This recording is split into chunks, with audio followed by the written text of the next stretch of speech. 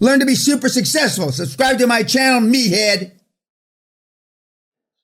Oh, yeah. Fu Manchu over there with 9 master's degrees and, okay. And he learned shit. I mean, but you don't, unless you're trained your brain on a cognitive level to listen, you don't really assimilate the information. And whereas I remember, there's nobody in this room that I've known before the seminar, but the Greek guys that I'm talking, the Greek young man, he's brought back conversations to my memory that I had with Costa Glassos 40 years ago. Yeah. But I remember things that happened 50, 60 years ago. And I remember things that happened this morning. And I remember, unfortunately, the same questions you asked me over and over again. It's like needles in my eyes. And so, I mean, I remember, and I also remember the painful stuff that happened to me over the years, especially when I was younger. But, I have, you've heard this before, but they used to put me in the corner with a dunce cap, and I used to go to the principal's office 2 or 3 times before lunch. And and by 3 o'clock in the afternoon, they would call my mother to come pick me up. My mother was working; she couldn't pick me up. So then, if my grandmother wasn't working, she couldn't pick me up, or my mother's sister. But they used to have police cars come. If nobody could pick me up, my dad would send a police car with 2, guys in uniform to pick me up. But I was always getting in trouble, always, constantly.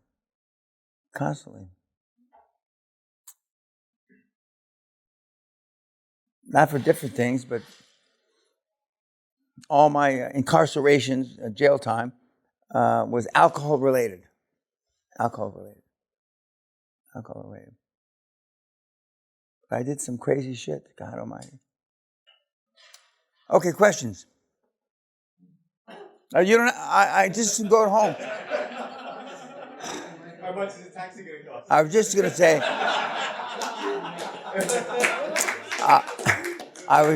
to say, I just as soon have an early night's sleep. This is not mandatory, kids. Okay, go ahead. That's not really a question. Oh, fuck. It's even worse now. It's actually just a statement. Just want to say thank you. You're welcome. I really appreciate all the things that you do. I think for me, I'm speaking on my own. It's probably one of the best investments that I've done in my life.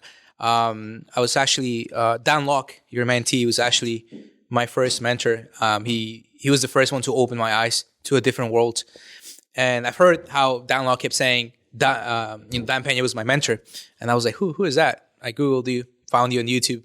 Brian Rose, did the video, and the very first video I saw of yours was, I think you were here probably somewhere. You had a big Christmas tree. I'm not sure if it was this one. It was there. Okay. And you were saying, I just saw, for some reason, I just saw the last seconds or the beginning. You said, "Merry Christmas, you poor fucks. This is what Christmas should look like." Exactly. And the first time I heard that, my brain was like, wow, that's very rude. But I think one of the blessings that I've had in my life is I'm always very open-minded. And I wanted to understand kind of who you were. And obviously, if you were Dan Locke's mentor, you obviously know something. And I would be stupid to just not listen about what it is, the things that you're teaching. And, I've been following you for many, many years. And definitely has been a great experience.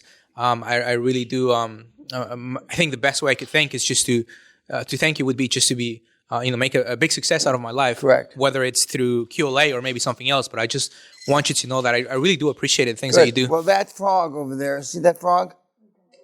Dan Locke gave me that when he came down to buy me breakfast when he was 23 years old, that frog. And I've told some of you the story when he came back with pimples on his face and he was chubby then before he became, a black belt, whatever the hell he is. And but I've got, there's 100 mini-me's out there that I didn't train. There's 5 or 6 that I did train, some of which I'm proud of, and a couple of which the decisions hasn't been made yet. But, they say that copying somebody is the greatest form of flattery. I'm not so sure that's true, because when you get caught, the castle man told me, so hopefully the next generation, or this current generation, won't blame all their mistakes on the castle man. But the bottom line, kids, is the fucking thing works. Up markets, down markets, side markets, high interest rates, no interest rates, it works. And the more of you that put it into play, so to speak, the happier that I'll be. And you've created a lot of good in the world. Not you, this group, but I mean for almost 30 years. And you've created, and I've helped you create, generational wealth, in the tens and hundreds of billions. And that's a good feeling. But we've only just begun. 100 years from now, when I'm dead, I'll probably be more popular than I am now. And not dissimilar to some other people that have been considered the greatest of all time. But I don't get anything out of being the greatest of all time. What I do get off on, me personally, and Sally will attest to this, is the fact that when I see guys that normally, either because they're short, they're fat, they're skinny, they have pimples, they have one arm, they have one leg, they go out and make a difference, not to the world, but to themselves and to their family. Even though I say the kids that generate the most wealth and do the best on QLA separate themselves from their family responsibilities in the beginning. That doesn't mean you abandon your mother on the street and make her homeless. But I mean, there's a period of time that you don't have time to do anything else other than make this work for yourself. And then subsequent to that, with the money that you're going to create, and you will, even the worst case in this room is going to create a lot of money, you can go out and do a lot of supernatural things, like the Marvel comics. But I mean, it's our time, God Almighty. And, I can't emphasize, and every time something happens, and I say, God, I didn't think that would happen, and it happens, and the kids make more money. It's not unimportant that during the last 3 years, when all the market indices were down, which I showed you, QLA was up 125%. That says it all. I mean, fuck. I mean, and we really don't have any competition. The only competition we have is the competition you allow in the game. But you have to allow it in the game. But otherwise, there's no competition. It just isn't. It's pretty superhuman. And even though you guys don't look like Marvel superheroes to me, if I close my eyes a little and I fantasize and maybe thank you, and I drink a bit more, maybe I can see that. But I mean, the kids have done superhuman things. Now, the good news is superhuman things are easier to do with a lot of money. And for some of you, culturally, that's not something you want to accept. But once you swallow that pill, I've asked you 20, 30, 40, 50 times, how's your program worked out? We know the answer to that. But once you emotionally swallow that, once you emotionally come to grips with, fuck, this is a way that I didn't really know existed.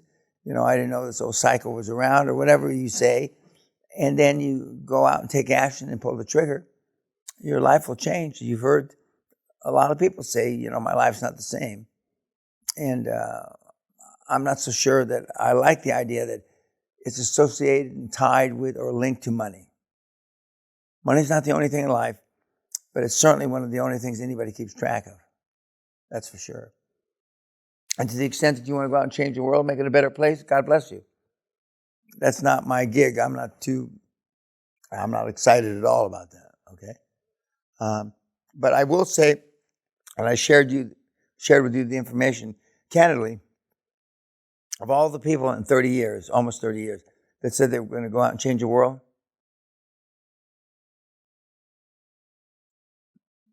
None of them, once they got rich. Not one swinging dick or saggy pair of tits. That speaks volumes. Yes, sir. No. Is that through selfishness when they made money, or is that through selfishness when they made money, or they realized, they opened their eyes to how things really work and how? Correct. They were sold a bill of goods, i.e. global warming. They were sold whatever. You can be anything you want to be. They were sold that load of shite. Now, Sally and I give a lot of money away every year. We have monthly plans for various groups of nuns, etc. But we actually do it. Because once you get, I say, your head screwed on straight, there's, wherever you're from, there are places that can use your money if you decide to do that.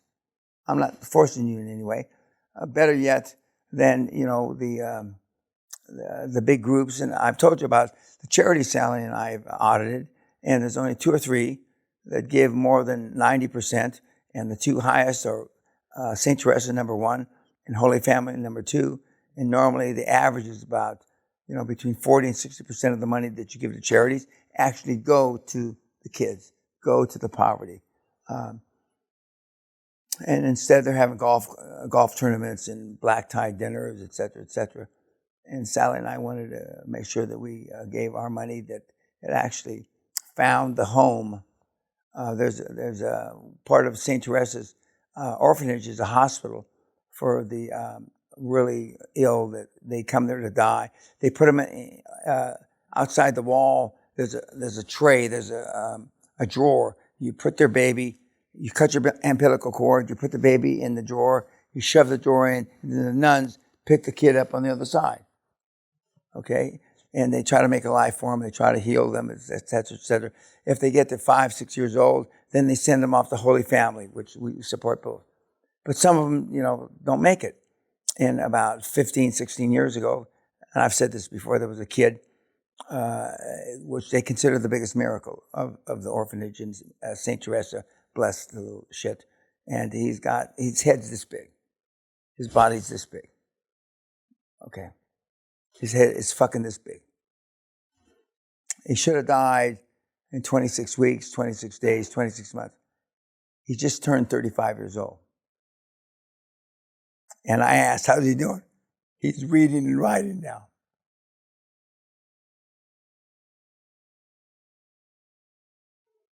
That's a miracle. I couldn't go into that part of the hospital to watch. Look at him. Sally would rub his big head. His head's this fucking big. Like a motherfucking watermelon. And I asked Thelma, cat knows, he's reading and writing now. How does that happen? I'm a believer. And if St. Teresa, she used to swear, she used to use bad words, was the shortest time frame for anybody in the Catholic Church to be sainted. I am on a motherfucking rocket ship to heaven. I don't swear as much as she did. And I haven't fucked as many Fortune 50 companies as she did. She was a ruthless bitch. She justified everything for her kids. Now, I would be disingenuous if I justified anything for you kids, because some of you act like you had a head this big. Man, Sally and I have, but he was brain dead. How does this happen? He probably speaks better English than most of you that are English is a second language. And so we continue to support that, but I still can't see the kid. It breaks I just can't look at him. I mean, I'll write the check. I'm a chicken shit. I'll write the check, and and Jack takes the money over there, as Cat knows, our security guy there in the Philippines, but I can't look at him. I can't. Because I'm ashamed to say I wanted to put him to sleep.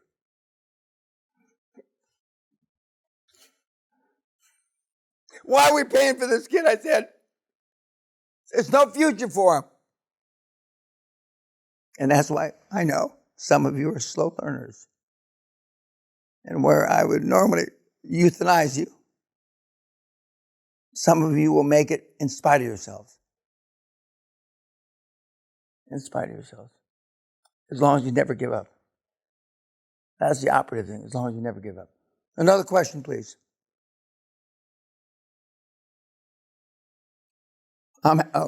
Mike, please, Mike.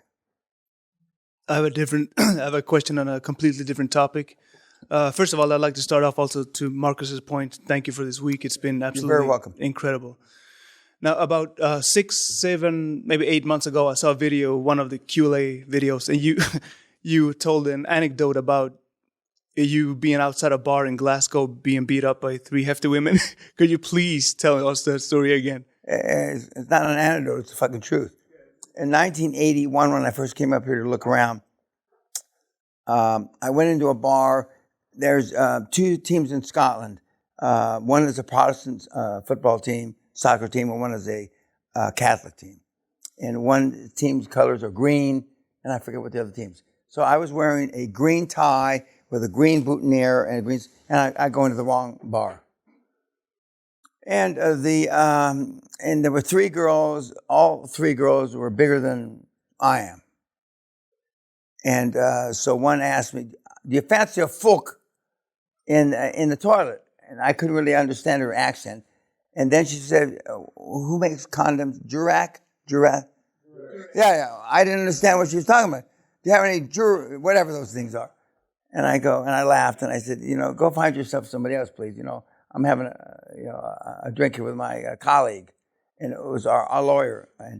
And so then he tells me, he says, "Dan, I don't think you should have dismissed her that way." Fuck her. Okay. She was with 2 other girls, kind of hefty themselves.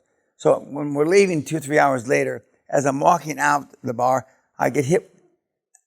I don't know this, but I get hit with a brick in the side of my head. I went down into a puddle of water, and if it wasn't for somebody, kind gentleman, I was drowning in a puddle of water. Somebody kicked me, to roll me over so I didn't drown. So that was my exposure, my introduction to Glasgow, Scotland. And there's all kinds of stories about Glaswegians, and a couple of you are from Glasgow, or your parents were from Glasgow, and it's a rough-ass part of town, it just is. But Glasgow, about 6, 7 years ago, was voted the city of the century. Money. That's the only way they would ever get voted that. And so that was my introduction to Scotland in 1981. And but we've had guys in the seminar. We don't let you pretty much off state now, but back in the 90s we did. And we had a guy that looked like Harrison Ford. And the Indiana movies were out. And he went to a pub in Forfar, and some big girl, went and grabbed him by the nuts and said the same thing. "I fancy a fuck in the toilet." Okay, and he's going, he doesn't know. He showed up the next day about 11 o'clock like he'd been fucked to death. Because 4 or 5 girls kidnapped him, and he didn't fight that hard. From being raped, you probably can't call it rape. But he came wandering up the driveway, and it was lunchtime, and a few of you that were at the seminar, he said, "We better get the doctor and everything." And he says, "God, it was awful, but it was wonderful." And so, but the girls are tough here. They don't fuck around. If they fancy a fuck, that's exactly what's going to happen. Now, Sally has a electronic leash on me. So, if I get beyond the confines of our border, I get jolted. But, that's how they react here.